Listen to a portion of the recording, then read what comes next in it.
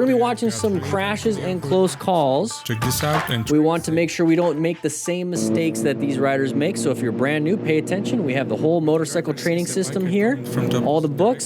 So check it out, links in the description. We're gonna be using the information from these and apply it to this. Oh, weird. We have headlights in our lane. Let's get ourselves into a new position for safety, which was that lane splitting spot, because we're using the plan method. So we locate a hazardous situation. Is it a relevant threat? Yeah, it's in my lane. So I have to navigate this active threat with three things: swerve, brake, accelerate. Those are three things we do. Turn, slow down, go is on a motorcycle. Honking the horn, all that stuff, don't worry about it. It's not going to work. It's not going to help you out when there's an emergency. So we have to navigate ourselves from an active threat into a position for safety. So when we see this, what is a position for safety? Not getting hit.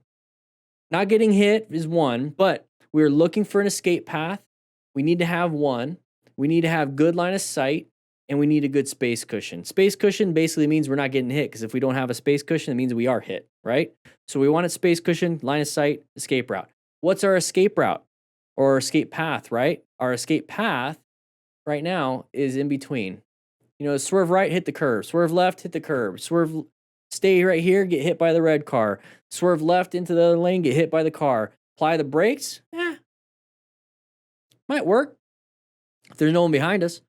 But if we apply the brakes, maybe we can let the red car in, back into the lane. Who knows, right? You can do both. You can apply the brakes and kind of put yourself in a spot where you're kind of lane splitting too. So applying the brakes while you're in this spot. If you're over here, you're gonna have to swerve to here, and then you can start applying the brakes, right? Or you can swerve right, not into the curb. Let's go ahead and delete that. Swerve right, and then apply the brakes to let them kind of just take over that spot. So there's multiple things we can do. So it makes sense, it's common sense, but we are planning our ride, and we're gonna use the plan method I developed. It's part of Riding Smart. Learn how to ride a motorcycle from zero and get your motorcycle endorsement. Take the motorcycle operator skills test at your DMV or get prepared for the MSF. We go and do a practice version of that. But we talk about the plan method. Okay, road surface hazards. Person, oh no. That's where emergency accelerate would help in that situation. We're getting over here. Oh, they're turning. Accelerate out. We got clipped. Not any major injuries. Good job remaining calm and being a smart rider wearing full gear. So very good. Let's take a look at this one right above my head. One and the biker decided to catch the escaping dog. Oh. So apply the brakes a little bit. Hopefully doggo doesn't get hit. Oh. I think they realized that he's trying to. He's helping out. He's hurting the animal. Get him off the road. Hey, good job on the rider swerving around. Oh. Whoa. Oh, I hope we got that on dash cam. Okay. So, we're doing this. We're doing fine. Pay attention to yourself. Okay? When people tend to help others, they tend to sacrifice themselves to rescue others. And that's not going to work really well, because even if you do succeed in helping and rescuing and keeping the other things safe, now you're the one that needs to be rescued. Doesn't work very well. So this is why when it comes to rescuing somebody after a motorcycle crash, you get it with the system. Okay, that's part of the rescue portion of the system, is that you need to remain calm and ensure your own safety. Don't put yourself in danger. I guess you put yourself in a little danger, but don't sacrifice your life. Don't sacrifice your health to save someone, especially a stranger. It is what it is. That's life, because if you keep sacrificing yourself, at some point you're not going to be able to help anybody. You have to learn how to kind of mitigate that. So with this, he did not ensure his own safety. We went a little bit off-road. Random person. Whoa. Yeah. Oh, I hope we got that. I get it. You love dogs. You don't want the dog to get hit, but down there. What dog? Is it worth it now? Is it worth it?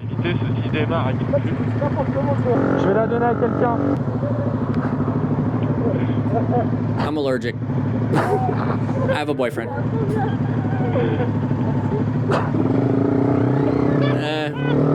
Be careful. Be careful. Extremely lucky to be here. Hey, it's Iron Man. Alive, be in the condition I am in. I know people who have turned out much grateful. worse. And I want to do something with that. I got a second chance to ride my bike, everything. Oh, very nice. So I'm changing this world, one act of random kindness at a time. And I really, really hope I can... Motovlogging back in the day. This is a 5-year-old video, so this is motovlog.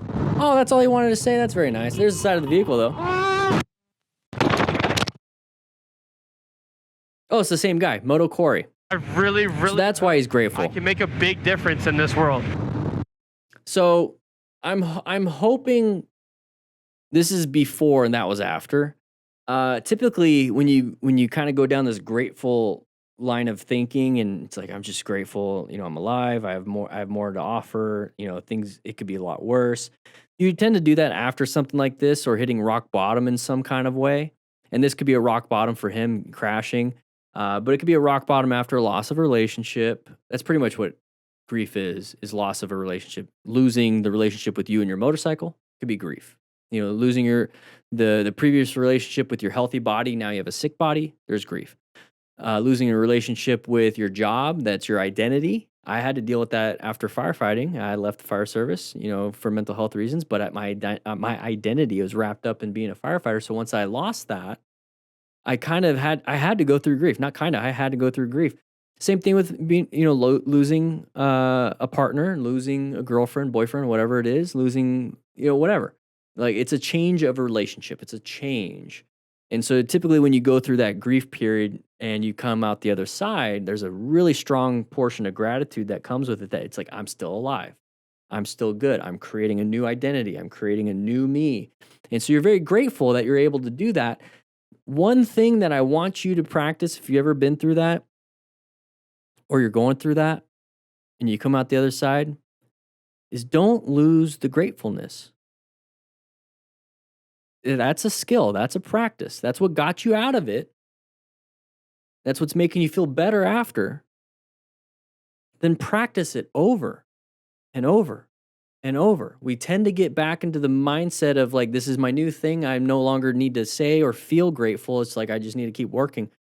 Even when things get tough and it's not rock bottom, practice. I'm grateful. I'm grateful. I'm not where I want to be, but I'm grateful. I'm happy. I have more to do. I can survive this. Whatever it is, inconvenience, frustrations, or whatever. Keep doing it. Celebrate. Celebrate your life. Keep doing it. Now with this is the side of the vehicle. I just wanted to share that. This is the side of the vehicle popping out. Okay? That is a pattern. That is going to indicate it's a hazardous situation. Why, Daniel? Why is it a hazardous situation? Well, if you see a side of the vehicle, that means intersection. Okay. Intersections are deadly for motorcycle riders. So that to me is a hazardous situation. So if I see a car, can you tell? I mean, you can kind of tell it's an intersection because of that turn lane. But if that turn lane wasn't there, could you tell it was an intersection from back here? Probably not, until you get a little bit closer. Or if there's a sign. But I can tell it's an intersection right away when I see that side of the vehicle pattern. So that tells me hazardous situation. Is it a relevant threat? Yeah, it's there. It's the side of the vehicle. It's there. It's not an active threat until it pops out into the road. Like that. So now it's an active threat. 3 things we can do. Right? 3 things. Swerve, mercy brake, mercy accelerate. Turn, stop, go. That's all we can do. So in this situation, which way is the car going? From right to left, from our point of view, right? They're going to go into this lane right over here, right? They're going to go there. So that means the back end is going to open up. But I still got quite a bit on this left side. So, I mean, I could swerve left, but if I'm going to swerve left, I'm going to go as close to that white line as possible. If I apply the brakes, it depends on my speed. How fast am I going? Am I going to be able to stop in time? Or am I going to be able to slow down enough to allow the person to go? Okay. If I want to swerve right, I'm going to shoot far right to that other white line. So almost 2 lanes. If I mercy accelerate into this, I'm probably going to collide straight on. So I'm going to have to do a mix of something, right? I'm going to have to apply the brakes and then swerve, or I just got to commit to the full swerve to the left right now, no braking. If I apply the brakes now, maybe the gap to the right will open so I can swerve right. We're doing all the thinking right now, watching this video. Because when it happens to you, you're not going to have this amount of time to think. So we're doing the planning right now. So if this happens, this visual, this side of the vehicle, this thing, we can only do these three things. And so in this situation, I would apply the brakes and swerve, then swerve right, because I know I'm not going to stop in time based on our speed. So I'm going to apply the brakes to slow down enough to where I have a gap to the right and then swerve. See what I mean? So we applied the brakes and honked the horn. The horn's not going to do anything, guys. Horn's not going to do anything. You have three things, only three things, please. Only three things you can do. Three things. Horn is not one of them. Red bombing's not one of them. Doing nothing and screaming at them's not one of them. You have to do something. You have to do something.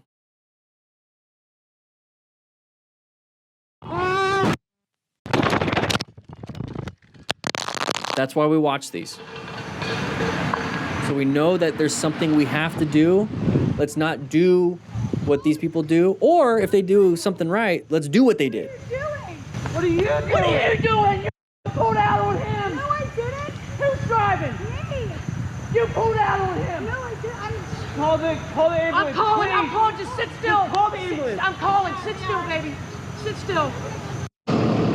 Rachel, this is Donna. That was chaotic. That's why we remain calm. Not everyone's going to do it. Not everyone's going to do it. Thankfully, we had a witness saying that you pulled out on him. Ooh-wee. Let's take a look. There's that's adrenaline. It's adrenaline. See the shaky? The cyclist lost his balance and fell when I love the close to music biker. sometimes. It didn't take long for the bikers to react.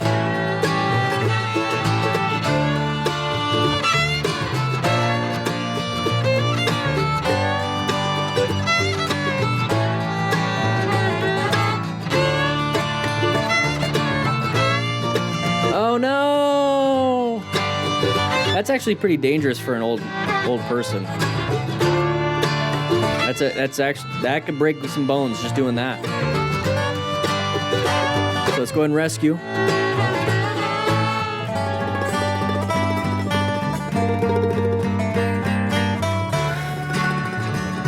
Okay. All right. All right. Moving on. Here we go. Oh, a little close. A little close. Yeah, that. Watch out for those little, what is it? Not junction points, but. Anyways, yeah, watch out for those when you're in the middle of a turn. Typically on bridges. Oh, he fell down. Time to rescue our buddy. Expansion joints. There you go. Thank you. So that's why if we talk on our cardos, if we're riding in a group of friends, talk on our cardos, you get the duo with a group with your buddy. It splits the cost, and there's a link in the description for a discount. Same thing for all this the system. United States shipping for free. Rock form mounts. Bunch of stuff in the description. So he's doing fine. We did our rescue assessment. There's a little flower for you, buddy. We're gonna lift the bike up. We don't want to get hit by traffic, so somebody should be looking down for traffic. So he's gonna pick it up. Very nice. Your butt's sitting on it. Let's get everyone out of the way. Okay. This looks like Arizona or California. Oh. Tried to make the turn, couldn't. Oh, it's never like in the privacy of your own home that you call. Exactly. Always in So public. they're chatting. Yeah. Biker on the road with It is what it is. he was completely ignored by the several drivers. What do we got here? Oh, geez. So somebody pulled out, not a big deal. We're gonna turn left.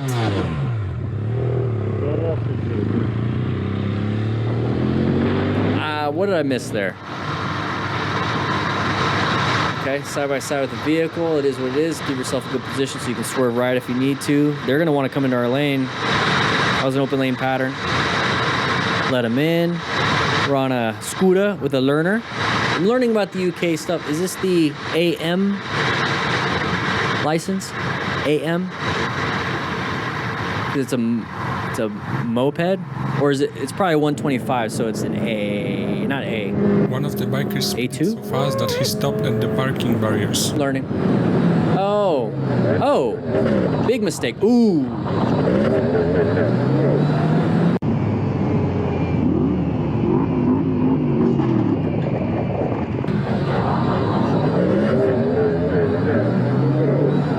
A1 is 125. Okay.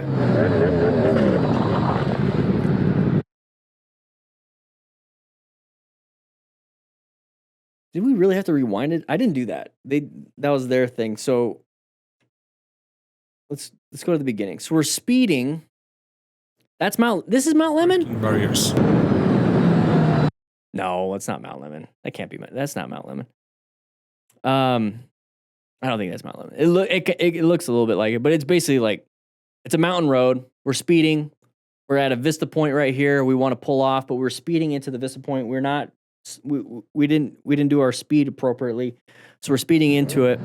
We slammed the brakes, front end or the back end went up, so we applied a lot of front. Now we're just all over the place. We have no control of the bike at this point. We're just going to collide.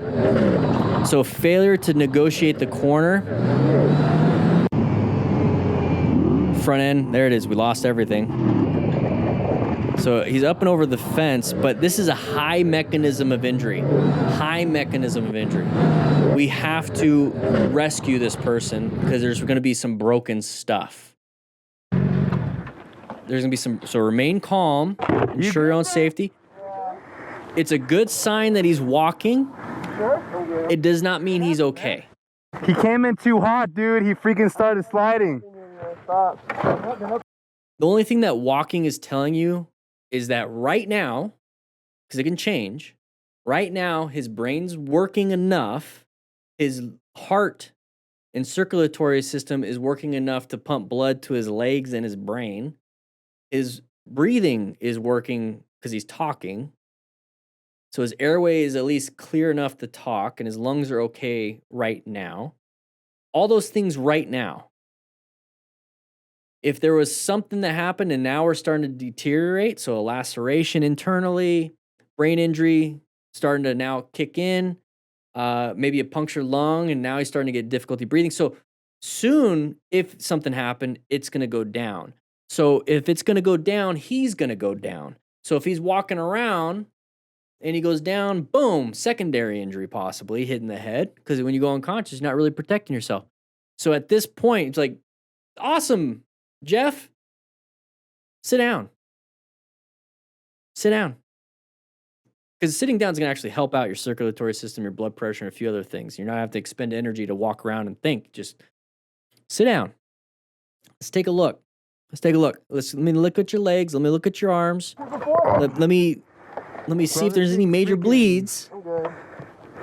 Now let's sit here for 5-10 minutes. We're not going anywhere because your bike's not going anywhere. Ask questions every 5 minutes, just chat the whole time. Be like, do you have any pain anywhere? No. A couple minutes. Do you have any pain anywhere? Dude, yeah. All that stuff. The adrenaline's gonna mask it at the beginning. All of a sudden he's be like, ow, it's really starting to hurt. It's starting to hurt. Nice. Broken collarbone. Come out of those. A lot of things can be masked. So he's not gonna be able to go anywhere. If you're gonna be a good friend, you're gonna hang out with him. Your ride is done too, just like his ride is done. And so you're gonna wait for the tow truck with him, and then you're gonna ride home. But when it comes to this, remain calm, ensure your own safety. And it's like, I want to call 911. And he's like, no, I don't do it. You can make a judgment call not to or to do it. If you do call 911, at least in the United States, you can do a right to refusal. So they show up on scene. You wasted their time a little bit, whatever. We're getting paid 24 hours anyways. He can just sign, I don't want to go to the hospital. Boom, it's kind of done. But at least you have him on the way, because all of a sudden he starts deteriorating when they're on their way. He's like, don't call 911. I'm not going to go. Well, I called. They're on their way. And then while they're on their way, he's like, actually, I feel kind of sick. I'm going to throw up. So he has brain injury. Or he's like, passes out. Well, you already had them on the way. That's great. Now you don't have to call now. They're already 10, 15 minutes already on their way. It's better. But make sure we don't get hit either. Check for any major bleeds. There's a bunch of different things you can do. Take a stop the bleed class. The rescue booklet and the rescue card that you get with the system is just an awareness level. I do have some videos on how to apply a tourniquet, pack the wound, direct pressure, do an assessment. I do have those, but they're on the Motorcycle Training Concepts YouTube channel. But that's the awareness level. When it comes to something like rescue, you really need hands-on stuff. I can teach you how to ride a motorcycle without a class. That's not too hard. That's how I learned. I could teach you how to set up 24 motorcycle training drills. You basically set up the cones once and you just do 24 drills with 10 cones. But when it comes to rescue, this is just like the awareness level. There's the operational level that I want you to get. Yeah, thank you. How is it still burning up? That's steam. That's steam. That's not smoke. That's steam. See how it's dissipating? That's steam. Oh, it's because leaking oil. You sure, dude? Take a seat for a little bit, man, because I know adrenaline will start going at you right now. Just take a seat, That's steam. dude. Dude, I wish I had that on GoPro. You learn a little bit No, when you've been on enough car fires, like what's steam, what's smoke. Let me tell you, though, you were freaking Hauling it. sending butt for 600. I thought this was like the 1000R. Yeah. Oh, interesting. So this is a highway. Yeah, probably cracked radiator.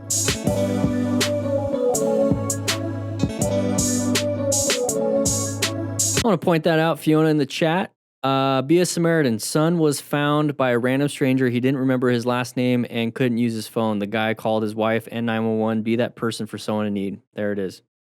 Grab yourself a donut. Exactly. I feel like there's a moral duty to act just because you don't have to. There's no legal duty unless you're police, fire. You guys know that if you are. But I think there's a moral duty to act. Help out. And if all you can do is call 911, call 911. Yeah, they're just kind of, I would scoot up. Yeah, scoot up. See what's up. See what's happening. Maybe there's a rescue incident. Maybe somebody's like having a medical emergency.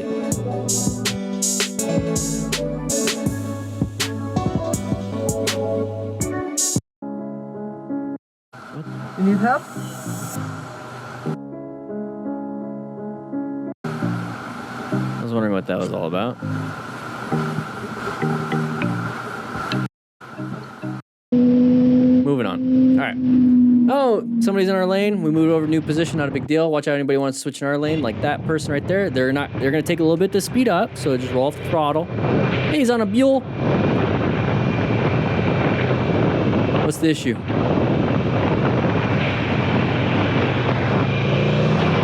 We didn't want to be behind them. We just did an open lane pattern. We don't want to be stuck behind this person. So we're going to do a head check. We're going to look and we're going to switch lanes. We just did it. And we used our blinker. Very nice. Open lane pattern. Cars do that to us. We're typically here. They'll come into our lane, but they won't look. So we can't blame people for their intention on this. We can blame them for their incompetency when it comes to doing the head check and blinker. We can do that. But at the same time, it's not going to matter when you're on the ground in the hospital. So if you see that there's somebody stuck behind somebody slow and there's an open spot in front of you, pretend you're invisible so technically you're not there. It's open all the way. If they switch over, would you get hit? If it's a yes, you're in the blind spot or side by side. So get away. Ride staggered with other cars. Like you're in a group ride with cars on the road. So he did it, cars do it. It all depends on if you're gonna get hit or not. So stay away.